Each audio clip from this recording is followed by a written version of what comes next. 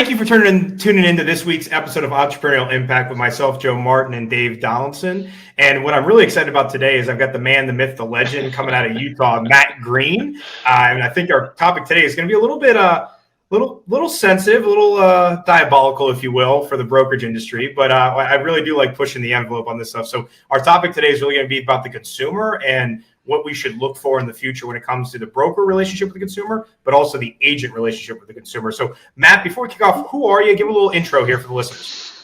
You set me up for a real easy layup there. The man, the myth, the legend. Thank you. I don't know about that, but yeah, I've been in the industry for a long time, been around for a long time. So started as an assistant to a mega agent in Park City, Utah.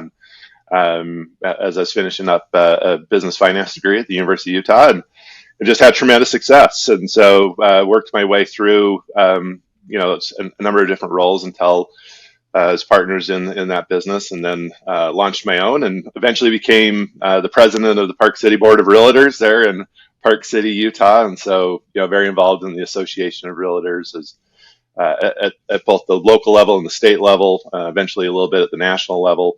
And just really kind of found a niche in leadership and enjoying, that brokerage business, supporting agents, and really passionate about helping agents learn how to grow their businesses in a way that is sustainable and can, build wealth in their life. So eventually I got involved with Keller Williams Realty.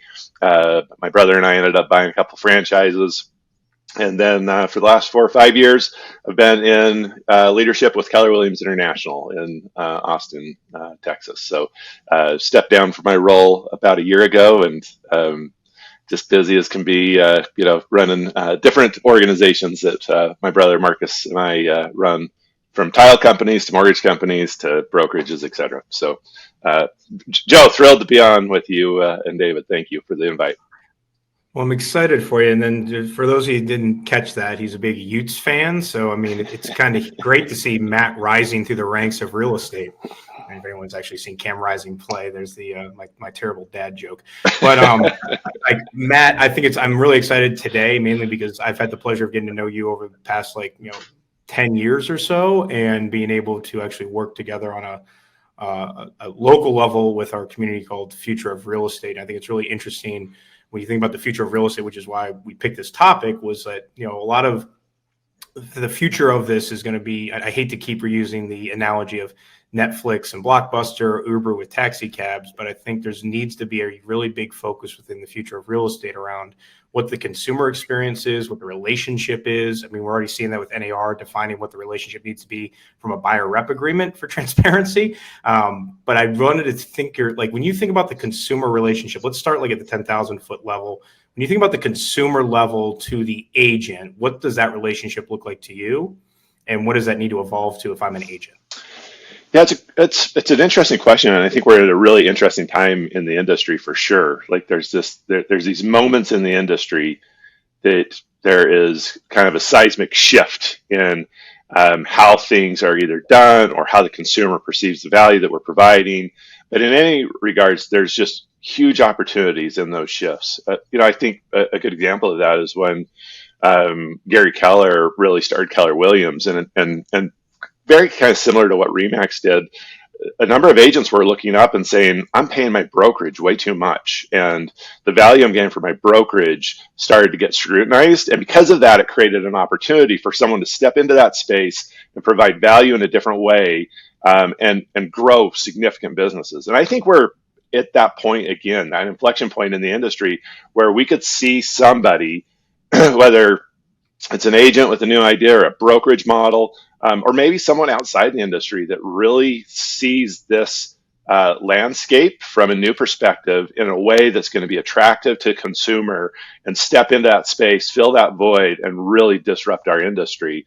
And it just feels like we're at that moment where something like that could really happen again.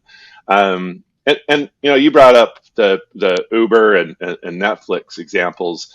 And I think those are relevant, right? It's interesting. I think as we start to experience an environment, right or wrong, based on some of the variables that have occurred, including, some of these big lawsuits that are, kind of rocking our industry, that the consumer is looking up and really starting to question the value proposition, and maybe less around what value they're getting, but how much they're paying for that value. And so all of a sudden, they're looking up and going, am I paying too much for the service I'm getting? And are there other options for me to consider?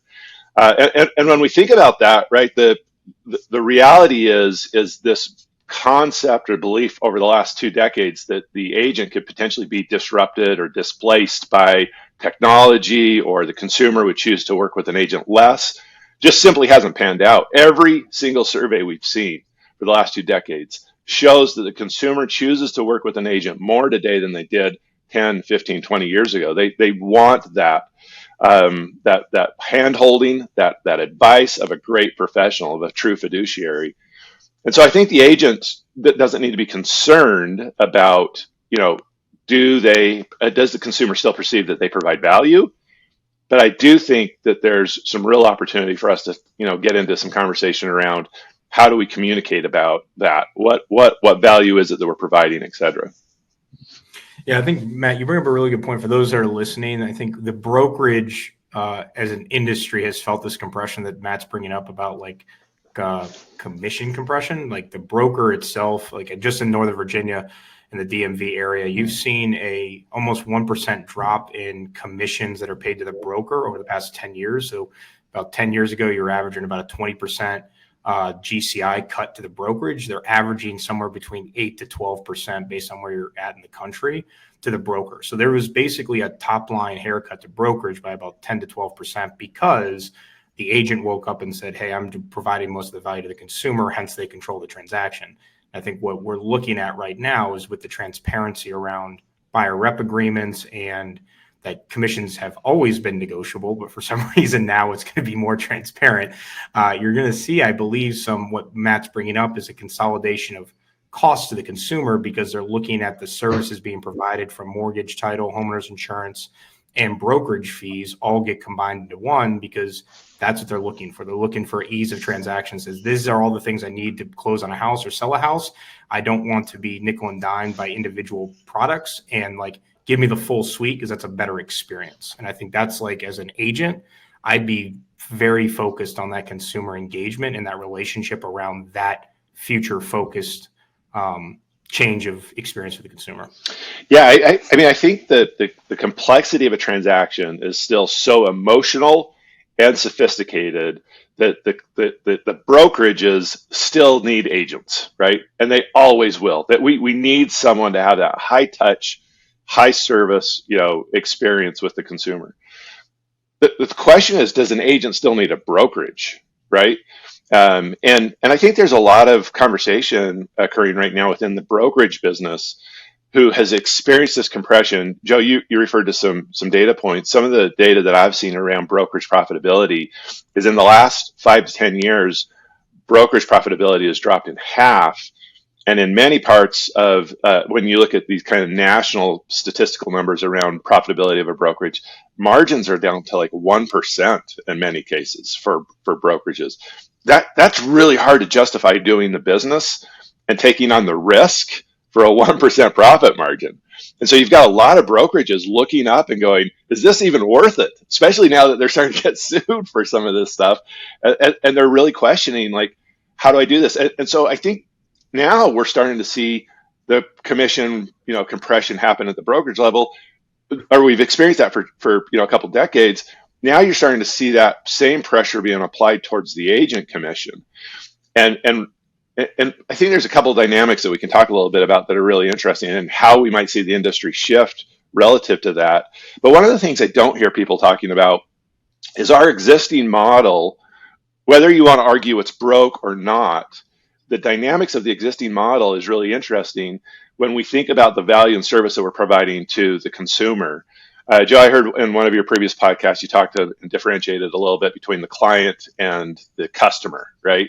When we think about the experience generally in the country right now relative to how an agent provides value to a buyer, a potential buyer, we spend huge amounts of hours and time setting up showings and getting people into houses and counseling them on how it works without any expectation of payment until the transaction occurs. And certainly in my market in Park City, Utah, where my team sells, we may have gestation periods of a buyer for 8, 9, 10 years before they actually transact. And we work with hundreds of people who never transact. So a lot of times when we look at the consumer, or the consumer considers the commission that they're paying, one of the reasons why as a buyer's agent or an agent in general, we're willing to work with all these people for no fee at all is because we know when we do get paid, it's a significant amount to justify all of the other work that we're providing for everyone, right? And so when we start to think about, an environment where the resources start to get constrained, meaning the commission dollars, right? As commission dollars start to compress and get smaller and tighter, the inevitable, pivot that occurs both by the brokerage and by the agent is starting to scrutinize every single cost more intentionally, right? So, one of the examples I think about, because a lot of people, talked about Zillow being the Uber or the, right, that disruptor.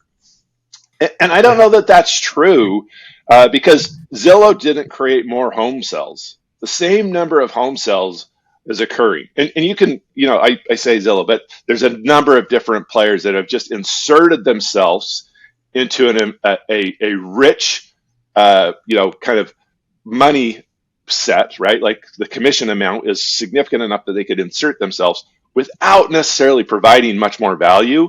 And the agent was willing to do that in some of these circumstances because the commission was good, the pay was good, was justifiable. Mm-hmm. As that gets compressed, they're going to start looking up and going, there's no way I'm willing to pay that. MSAs might follow in that boat, right? Like all these different things where we see people kind of pulling at that commission. Agents and brokers are going to start to get way more particular about what fees they're willing to pull from their commissions. When you look at a lot of the education, or we can consultation, advice, education of what the associates are able to bring to the consumers, right? And when we talk about, unfortunately, I think a lot of times people hear the word disruption and they automatically lean in towards technology. Right? Because they say, well, it's the technology that may step in and change how we do. But it's not the replacement of the agent through technology that's the disruption. It's the utilization of the technology and the information that provides that I don't think the agents has graspfully understood how to leverage that to change the conversation to get ahead of where the consumers need to be. It's not always, you have to ask questions for questions' sake to understand and need. But you also have to understand that, hey, if I've asked a question, do I have the information that's going to take them and show them why they need me?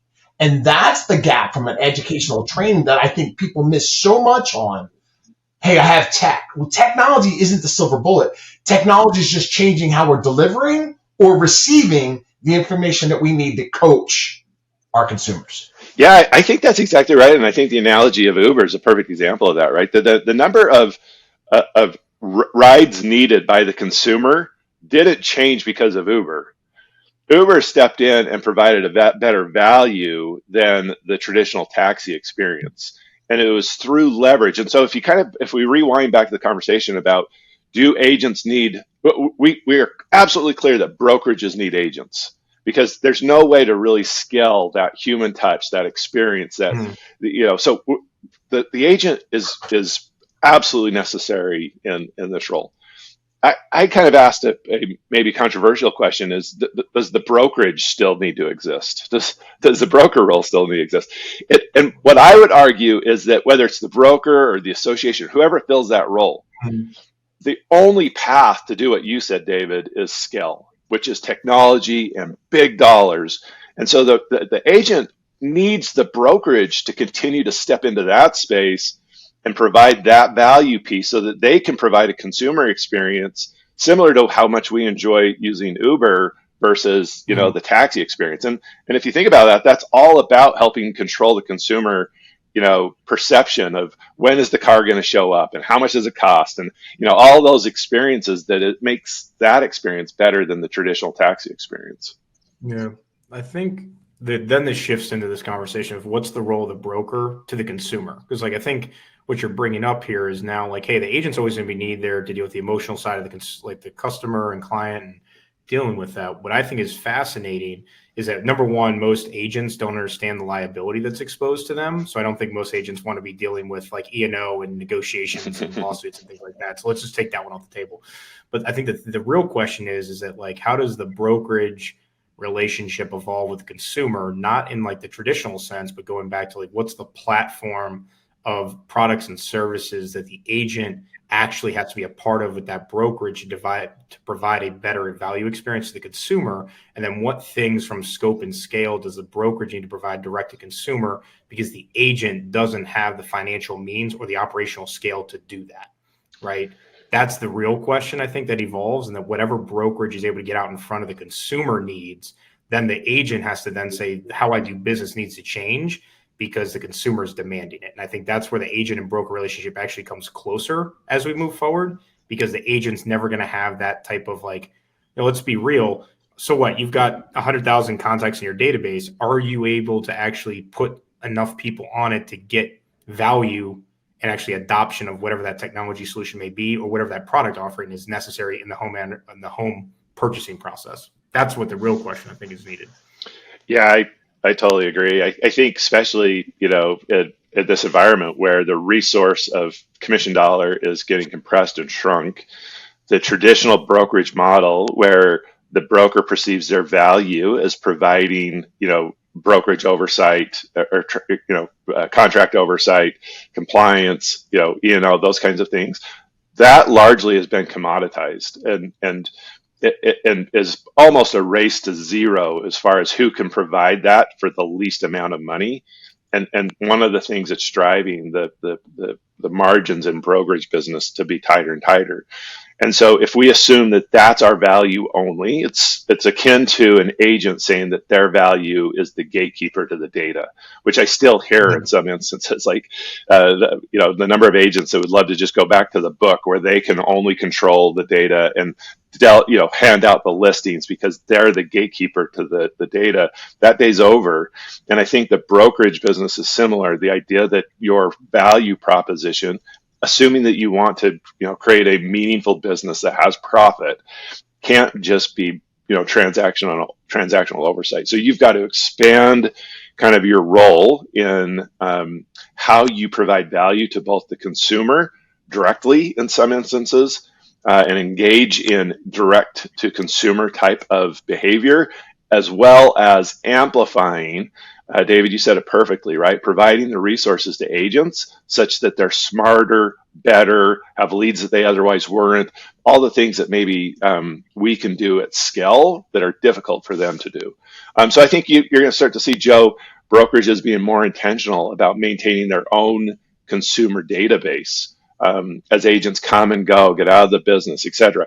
And they are going to start to be more systematic, intentional on how they market to that consumer. Additionally, I think they're going to start to expand their value offerings.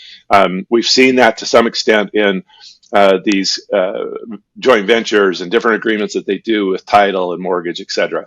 But I think you could start to see that more into home management and a broader experience of total home ownership. We're starting to see this consumer and the homeowner stay in the home longer. So that makes it even more challenging to stay in relationship with that homeowner for a longer period of time in between transactions, so that at the time they're ready to transact, they're working with you again. But in that instance, in between that 10-year period, how do you continue to stay relevant, provide value, and collect fees for the value that you're providing during that time? Yeah, I think that's an interesting thing when you talk about the viability or the success of brokerage of the future, right? And I look at all the things that have changed till now, and now we are looking at the settlements of the lawsuit, but who's covered, who's not covered, and also look at, will independents or small brokerage houses survive, or will they be forced to change the market to work with the larger brokerage houses because they can't provide the things, right? Technology's gotten cheaper, but how much of that can they actually provide from an education, training, and awareness standpoint? You could take out E&O, which has always kind of been there, like, do I go to my own? Do I start my own company? But how much more now can we provide as a brokerage standpoint and fight the larger brokerage houses because they understand that it's a land grab, right? We have to have productive agents, and at the same time, we have to provide value for those productive agents to see that they're getting what I can provide for them, and they can't get it anywhere else. Yeah, it's a really interesting dynamic that few people want to have this conversation because I think it's really controversial. But I don't think it needs to be controversial. I don't get emotionally wound up about this conversation, which is, does the Association of and I'm a big fan of the Association of Realtors. As I shared in our prelude that I was president of the Park City Board, I think that the Association of Realtors can do some really, really positive things in our industry. In my opinion, they've started to step into a space to provide value and services that traditionally aren't provided by a trade organization and historically have been provided by a brokerage business, right? And so, David, you asked the question, can some of these small brokerages survive? Well, in many instances, those small brokerages are helping their agents capture scale and the value of a big brokerage because of the services provided by the association. The question remains, especially in this environment where things are starting to shift and there's starting to be a real challenge to the Association of Realtors and the value besides just having to be a member in order to access the MLS. Are we at a point where a lot of the big brokerages are going to look up and say, we're done paying fees to the association just so that you can turn around and provide value back to all of the other agents that we are already providing to our own agents? And does that really trigger this kind of movement to dismantle the association that levels the playing field for so many of those small brokerages? Or does someone else step into that space, like a CoStar or a Zillow or someone else that then helps normalize the ability to create scale in some of those experiences? And that's where I think there's just such an opportunity right now that disruption might be occurring, that it could really upset, who is that person that's going to step in and provide that value piece. Yeah, you're dealing with there's two things that I was thinking about when you were talking, Matt. One was there's an opportunity with all this transparency and lawsuits and all this thing getting eyeballs on it. It's going to cause a level of professionalism inside the trade to actually have to go up. Like, so you're looking at brokers, the agents, the level of professionalism has to go up because now you're going to have to say, here's my value proposition. Here's what my compensation is, as if I was on a retainer, like any type of professional, like a lawyer or, a sports agent is another good way to look at it. The second part around this consumer experience part is also from agent, broker, consumer. When you look at those three different categories and how they interact with each other, the one that I keep going back to was speaking with Bo about so much is that you have a free market right now. So free market economics are great because it basically gets rid of fat and it gets to efficiencies and services and product offerings that people want. The thing that I get back to is that going back to those four services around brokerage, mortgage, title, and insurance that you have to close on a house, is that the majority of those, the mortgage, title, and insurance, are constantly paying agents or brokerages for access to the agent, to the relationship. And what happens is, let's be very clear in business, if I'm spending 30% of my operational expense on lead acquisition because I'm buying you donuts, buying you champagne at closing, and I'm spending out 10 grand a month for your MSA on your website, that money has to be funneled into the fees and services costs to the consumer, which means the consumer is actually paying an inflated price. Now, my question is, does the consumer get a better service offering from the professionals that they're able to hire in those businesses? And are they actually getting a better product offering because of that? I don't actually agree that they are. So hence, when you think about the consumer relationship with the broker, can the broker get to a place where they have great product offering and services at a 30% less than market rate because they're actually able to provide lead generation without having to pay for donuts, champagne, and marketing dollars on your website? And I think that's one big consolidation I think is going to happen, that the broker is actually set up because of scale to be able to partner and internalize that lead gen. So it's a sphere that just keeps feeding each one of those businesses.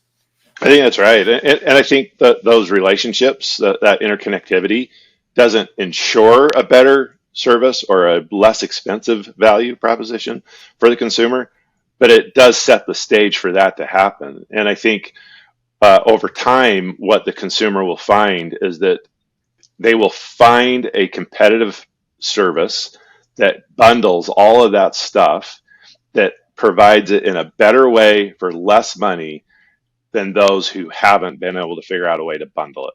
Does that make sense? So it doesn't guarantee it, but it does set the platform for it to happen. And when it does happen, it will be a distinct advantage for that business entity that bundles it well, provides it in a really great service, and then captures the scale to do it less expensively than anyone else. So I think that's true, Joe. Well, on that note, I think, Matt, was there anything you want to leave like as your parting gift to the listeners today around the consumer relationship with brokerage and agent? Just kind of finish us up here. Yeah, I mean, I think it's all about marketing and communication, right? So I think we've done a horrific job as an industry explaining to the consumer, one, what our value proposition is and how their fees are utilized for value that they achieve, that they get, right?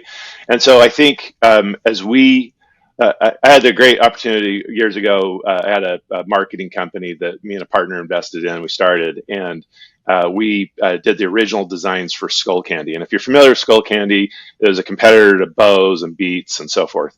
And it just helped me reminded myself that 99% of the success in business that we experience is really around marketing and telling our story well. The Skull Candy headphones are great. They are no better than anything else in the industry. There was no significant technology that made the sound just so much better. It was a marketing ploy, right? Like they tapped into the right community, the X Games, those type of communities, and it blew up because of the way they told their story and created, this momentum around this brand. And as an agent, like anything that you do to differentiate yourself, whether it's great service or whatever it is, some little widget that you've created to make the experience better, that's all going to be duplicated. Someone else is going to copy it and rip it off. So it really comes down to your ability to tell the story and communicate and market yourself in a compelling way that helps the consumer demystify and understand the value proposition that you're providing and the service that you're going to do to differentiate yourself in the space. It's about that marketing piece.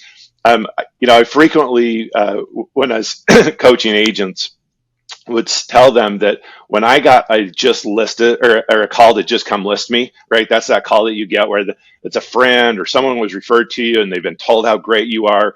And they say, just call Matt. And they call you and they're like, hey, just come list my house. I'm like, great. Are you talking to any other agents? No. That always made me nervous. I'm like, okay, well, I do a listing presentation. I want to come over and walk you through. And they're like, no, we just want to get the house listed. And I'm like, I won't list your house unless I have the opportunity to sit down and walk you through my listing presentation.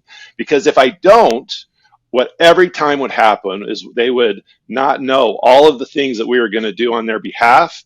And they would always think that they overpaid me. And so I always wanted to sit down and walk them through all the things that we were going to do and kind of preemptively address the challenges that they were going to face and how we were going to help them. So they had great confidence in knowing that the fees that they paid me were worth every single dollar that they paid me. And I think that's going to be the key as we roll into this shifted industry, an environment where there's less resources on the table for people. It's going to be about really getting good at tuning up your value proposition. But then more importantly, the people that are going to play at a higher level than anyone else are the ones who can tell that story and communicate it most effectively. Matt, you nailed that. I really appreciate it. There's a lot of conversations I've been having recently since the settlement conversation is like where you live and how have you mastered your conversations with your consumers? Because I think they have just gotten away from practicing it and executing it at a high level. And going back there will substantiate and balance out all the other noise that's coming along. But if you can get in front of your consumers and deliver on that value promise, you're going to win. So thanks for wrapping it up to that delivery. That you hit the right buttons with that. It's going to be fun to see how it evolves. I mean, you might really start to see like a fee-for-service model evolve where someone is effectively able to communicate that piece and say, I'm $700 an hour, and if you want me to start showing you homes, that's my rate, right? So I I don't know. It's going to be fun. It always It's going to be a is. great one. It's real estate. It's fun. There's a slogan in there somewhere. Well, thanks everybody for tuning in this week's episode of Entrepreneurial Impact, and tune in for next week's episode as well. Thanks, Dave. Thanks, Matt. And as always, thanks for everybody tuning in and listening.